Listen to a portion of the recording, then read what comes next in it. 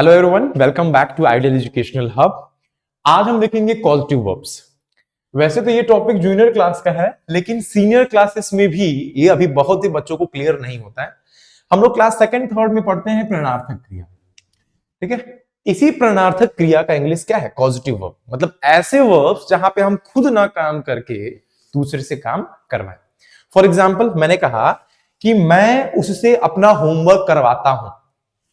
मैं, don't mind my writing, मैं उससे अपना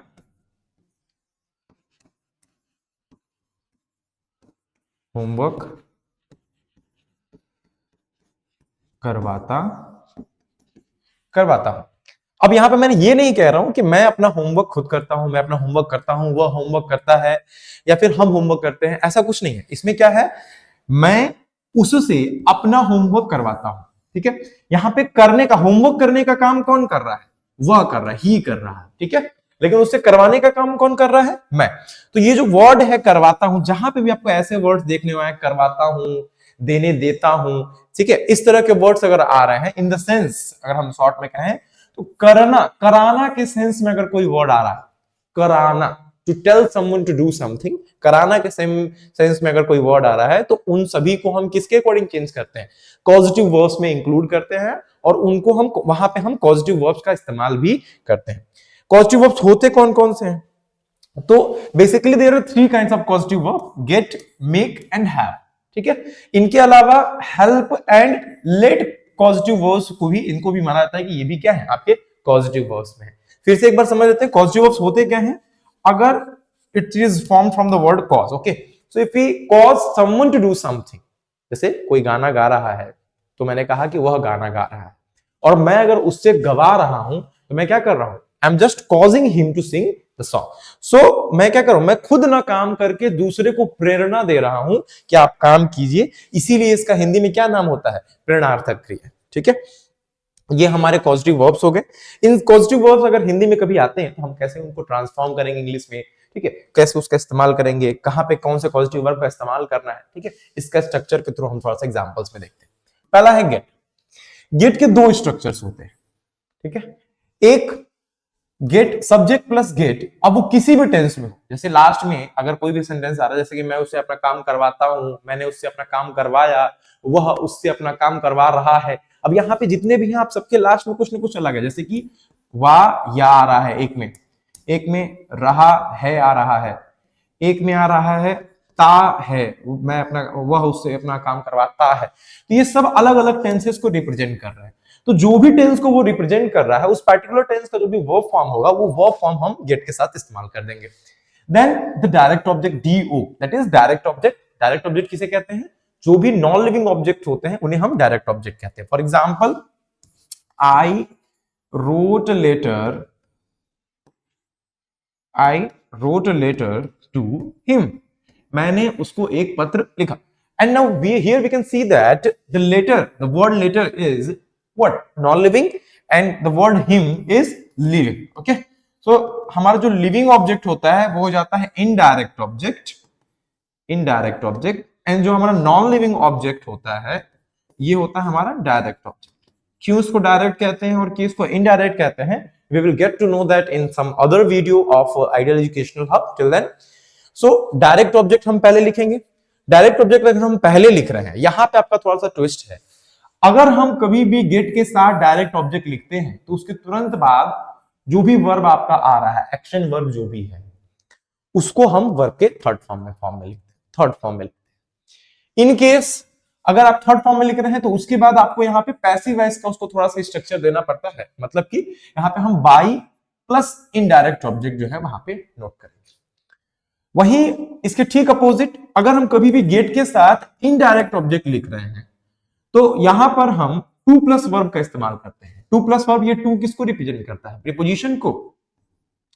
नहीं, ये प्रीपोजिशन को रिप्रेजेंट नहीं कर रहा, ये कर रहा है आपको इंफिनिटिव को रिप्रेजेंट। ये है आपका यहाँ पे इंफिनिटिव। ठीक है, सो टू प्लस वर्ब यहां पे रहेगा, और टू प्लस वर्ब के बाद क्या रहेगा आपका? Direct object. इसको हम एग्जाम्पल के फॉर्म में देखते हैं।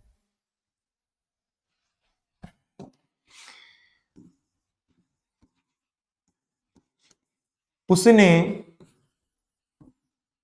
मुझसे पत्र लिखवाया। वी गेट टू नो कि यहां पे वाया लास्ट में आ आया है। अगर किसी भी वाक्य के लास्ट में आ आता है, it means that belongs to past indefinite tense, जिसको हम सिंपल पास्ट भी कहते हैं। तो सिंपल पास्ट का वर्ब का फॉर्म क्या होता है? वर्ब का सेकंड फॉर्म होता है। ठीक है, सिंपल पास्ट का वर्ब का फॉर्म कौन सा होता है? सेकंड फॉर्म होता है। तो हमको किस में चेंज करना है? गेट के अकॉर्डिंग चेंज करना है। तो हम क्या लिखेंगे? उसने की इंग्लिश हम लिखेंगे that the subject here, so we will write he. And get हमको वर्ब के सेकंड फॉर्म के अकॉर्डिंग लिखना है, तो second form of get is got. So he got. Now we have to write here direct object at first according to the first structure. So here we have the direct object, that is patra. It means a letter. He got a letter, and then we'll put the verb third form of the action verb. यहाँ पे action verb क्या है? लिखवाना, लिखना। So लिखना का हमारा verb का third form क्या हो जाता है? इंग्लिश हो जाता है write, और third form हो जाएगा हमारा written. So we'll write it written. So he got a letter written. अब यहां पे मैंने बताया आपको कि पैसिव वॉइस का थोड़ा सा हम फॉर्मेट लेते हैं बाई प्लस इनडायरेक्ट ऑब्जेक्ट को साथ में लिखकर। तो हम यहां पे बाई लिखेंगे, और इनडायरेक्ट ऑब्जेक्ट क्या है हमारा? मतलब कि लिविंग ऑब्जेक्ट क्या है हमारा? मुझसे, that is me, that is I. और आई का ऑब्जेक्टिव केस क्या होता है? मी। सो विल राइट कि he got a letter written by me. Same structure को अगर हम चाहें तो गेट के साथ, गेट के फॉर्म के साथ, गेट के वर्ब के फॉर्म के साथ हम डायरेक्ट ऑब्जेक्ट की जगह पे इनडायरेक्ट ऑब्जेक्ट को लिख सकते हैं।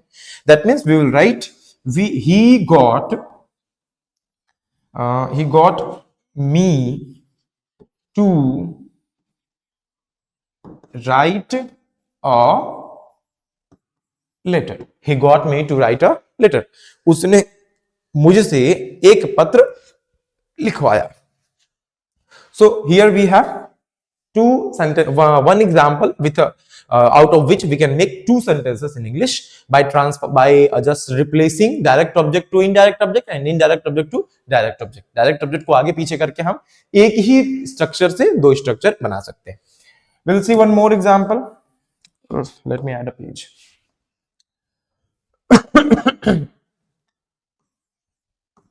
वह, let's take a name here. वह अंश से,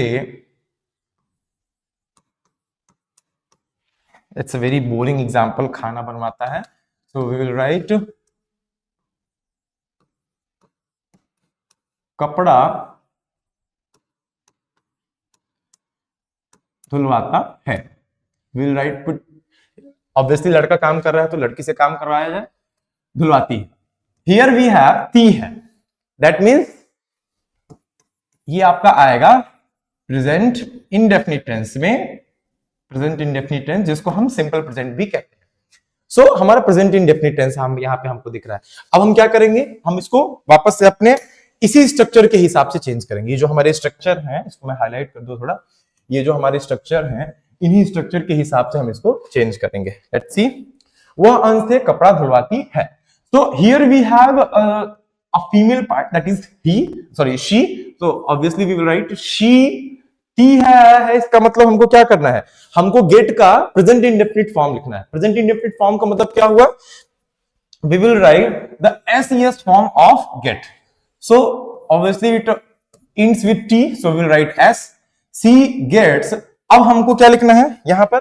पहले हमको लिखना है direct object, so we will put cloth over here. She gets cloth.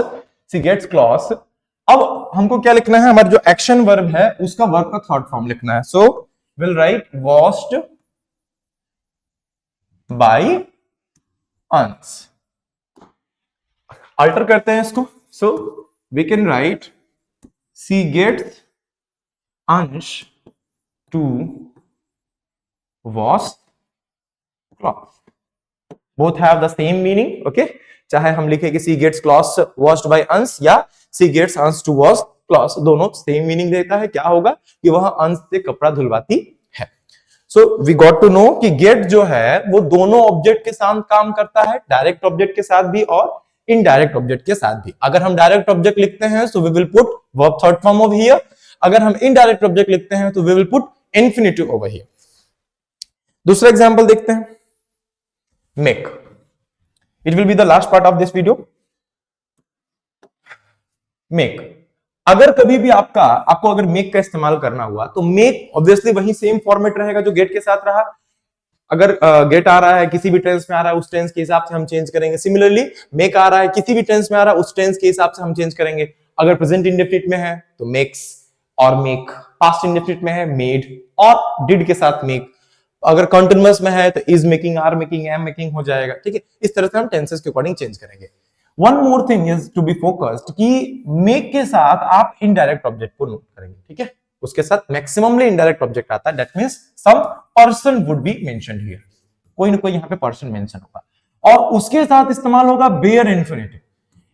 आपने इसके पहले पढ़ा कि टू प्लस वर्ब हमें इस्तेमाल करना है जिसको हम क्या बोलते हैं, इन्फिनिटिव। इस टू प्लस वर्ब में से अगर हम टू हटा दें तो वो क्या हो जाता है आपका, बेयर इन्फिनिटिव हो जाता है। सो हमको क्या इस्तेमाल करना है, बेयर इन्फिनिटिव इस्तेमाल करना है।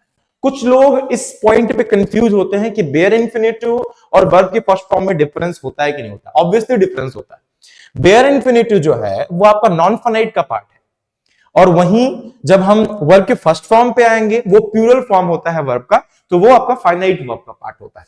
तो इसीलिए बहुत डिफरेंस है to without verb without to और वर्ब फर्स्ट फॉर्म में, दोनों में बहुत डिफरेंस है। फॉर्म दोनों का एकदम सेम होता है लेकिन डिफरेंस है। वैसे ही जैसे कि जीरंड और प्रेजेंट पार्टिसिपल का फॉर्म सेम होता है लेकिन डिफरेंस बहुत होता है, फंक्शन का डिफरेंस होता है। Similarly here also will see the example.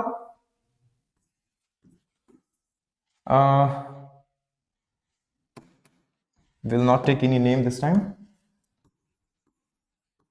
वह मुझे दौड़ाता है। सी है, वह मुझे दौड़ाता है। So who is doing the action, दौड़ने का काम कौन कर रहा है, मैं। बट मुझे दौड़ा कौन रहा है, who is causing me to run, so it's he. So here he will be the subject. He दौड़ाता है, obviously it's in present indefinite tense, we will make the forms of verb make, और make का form क्या होगा, ही के according makes. He makes, मुझे का English क्या होगा, me. In the objective case he makes me, हमने इनडायरेक्ट ऑब्जेक्ट लिख दिया। अब बेयर इन्फिनिटिव लिखना है, बेयर इन्फिनिटिव का मतलब दौड़ना। अब दौड़ने की इंग्लिश क्या होती है, run. So we will write वह मुझे दौड़ाता है, ही मेक्स मी रन। मैंने अगर लिखा मम्मी मुझसे सब्जी कटवाती है, ठीक है, हमने लिखा मम्मी मुझसे सब्जी कटवाती है। मेरी मम्मी हम यहाँ पे लिख देते हैं, मेरी mummy. It's not my story, okay, मैं अपनी स्टोरी नहीं बता रहा हूं, जस्ट मेरी मम्मी मुझसे सब्जी कटवाती है। अब सब्जी काटने की इंग्लिश क्या होती है, so we will write chop. यही आपका बेयर इन्फिनिटिव हो जाएगा। ठीक है, बाकी सब ऐसे ही रहेगा जैसे कि हम लोगों ने इसमें चेंज किया है और इसमें इंस्ट्रक्शन में मेंशन्ड है। मेरी mummy is the subject here, so we will write my mother. Now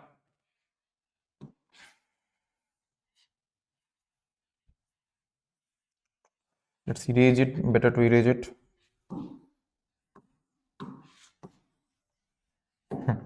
my mother, अब यहां पे हमको क्या करना है, हमने सब्जेक्ट लिख दिया, हमको मेक का फॉर्म लिखना है, टेंस पता करेंगे, ती है आया है, चलो इसको टेंस चेंज कर ले रहे हैं इसकी, क्योंकि इसके पहले हम लोगों ने यही सेम चीज देखा था, तो इसको हम थी कर ले रहे हैं, कटवाती थी। That means in the past indefinite tense. Past indefinite tense का मतलब क्या हुआ, हम यहाँ पे वर्ब का सेकंड फॉर्म लिखेंगे, तो मेक का सेकंड फॉर्म होता है मेड। माई मदर मेड, यहाँ पे हम मुझे का इंग्लिश लिखेंगे मी। सब्जी काटने की इंग्लिश मैंने आपको अभी थोड़ी देर पहले बताई, चॉप, मेक मी चॉप। अब सब्जी की इंग्लिश हो जाएगी वेजीज, हम वेजिटेबल्स लिख सकते हैं, वेजीज लिख सकते हैं, both are equal. So my mother made me chop vegetables. अब यहाँ पे आपका क्वेश्चन ये बनना चाहिए कि सर हमारे पास यहाँ पे भी दो ऑब्जेक्ट्स हैं, एक नॉन लिविंग है और एक लिविंग है, तो क्या इसको हम गेट के थ्रू बना सकते हैं? Obviously you can make it through get. जो सेंटेंसेस मेक से बन सकते हैं उन्हें हम गेट से भी बना सकते हैं। देयर इज नो डिफरेंस, कोई बहुत ज्यादा खास डिफरेंस नहीं है, आप उसको उससे भी बना सकते हैं। ध्यान इस बात का रखना है कि हमको अगर हम मेक से सेंटेंस बना रहे हैं तो हमारे पास एक इनडायरेक्ट ऑब्जेक्ट होना चाहिए, दैट मींस एक लिविंग ऑब्जेक्ट हमारे पास होना चाहिए। इस बात का हमें ध्यान रखना है। सो my mother made me chop vegetables. हम लोगों ने इस वीडियो में अभी तक 2 पॉजिटिव वर्ब्स देखे हैं, बाकी के जो 3 पॉजिटिव वर्ब्स हैं, 3 नहीं actually we have more, like let, have, help and cause. These 4 causative verbs, we'll see that in the next video कि इनका यूज कैसे करते हैं, because they are little bit different. इन सभी में तो हम दूसरे से काम करवाते हैं, ठीक है, but in this it's little bit different. Let के केस में ये थोड़ा सा डिफरेंट है, because we use let in affirmative sentences also, negative also, and plus we use that one specifically in imperative sentences. Imperative sentences में इसका एक particular अलग यूज है. So we will see that one कि हम कैसे इनका इस्तेमाल करते हैं, इनके क्या स्ट्रक्चर्स है, कहां पे हम इनको इस्तेमाल कर सकते हैं और कहां पे हम गेट एंड मे को इस्तेमाल कर सकते हैं. Till then, please, if you have any doubt, put that in the comment box and keep preparing for the exams. Thank you.